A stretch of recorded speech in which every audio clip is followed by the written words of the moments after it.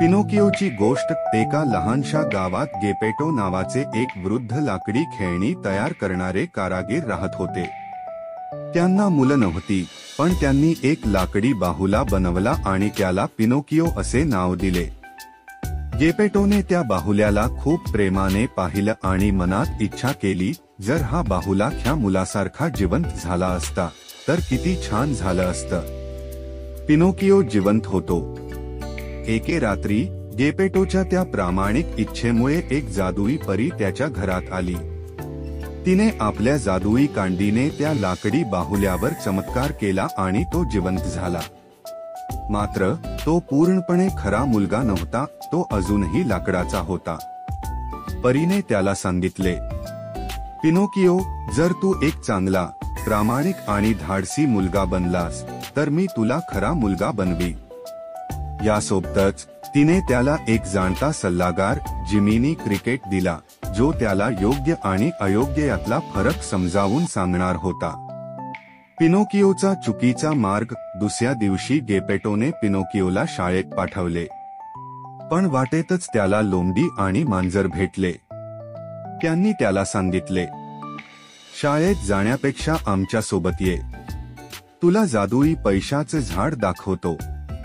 Pinocchio त्यांच्या लबाडीला बळी पडला आणि शाळा सोडून त्यांच्या मागे गेला। त्यांनी त्याला फसवून त्याचे पैसे काढून घेतले आणि पळून गेले।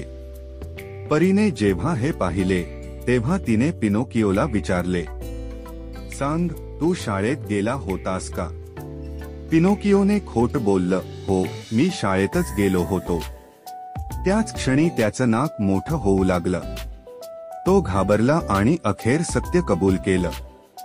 परीने त्याला माफ केलं आणि त्याचं नाक पूर्ववत झालं। पिनोकिओचा पुढचा धोका।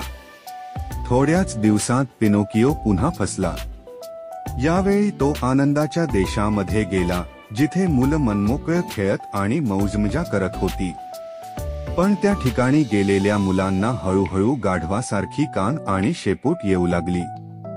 पिनोकिओला ते समजत नाही, पण लवकरच त्याला कळतं की तो देखील गाढवात रूपांतरित होतोय। तो मोठ्या कष्टाने तिथून पळून जातो आणि समुद्रात पडतो। गेपेटोची सुटका आणि अंतिम धडा। समुद्रात पडल्यावर एक मोठ्या व्हेलने त्याला गिळून टाकले। आश्चर्याची गोष्ट म्हणजे त्याच्या पोटातच गेपेटो आजोबाही अडकलेले होते। पिनोकिओने हुशारीने एक युक्ती लढवली। त्याने धूर तयार करून व्हेलला शिंकायला लावलं आणि त्यामुळे दोघंही तिच्या तोंडातून बाहेर पडले।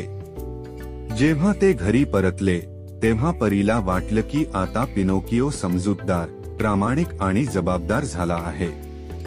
त्यामुळे तिने त्याच्यावर शेवटची जादू केली आणि तो खराखुरा, हाडामासाचा मुलगा बनला। गेपेटोला अपार आनंद झाला आणि त्यांनी पिनोकिओला घट्ट मिठी मारली। या गोष्टीतून शिकण्यासारखा बोध एक, प्रामाणिक राहा, खोट बोलणं टाळा, कारण ते लवकरच उघड होतं। 2. योग्य मार्ग निवडा। मोहाचे मार्ग नेहमीच सोपे वाटतात, पण ते चुकीच्या दिशेने नेतात। 3. ताईवडिलांचे ऐका। गेपेटो सारख्या पालकांचा आदर करा, ते आपलं भलं चिंततात। 4. परिश्रमाशिवाय यश मिळत नाही। फसवाफसवीच्या मागे न जाता कठोर परिश्रम करा। शेवट। आणि अशा प्रकारे पिनोकिओची कथा संपते, पण त्यातून मिळालेला बोध आपल्या आयुष्यात खूप महत्त्वाचा ठरतो।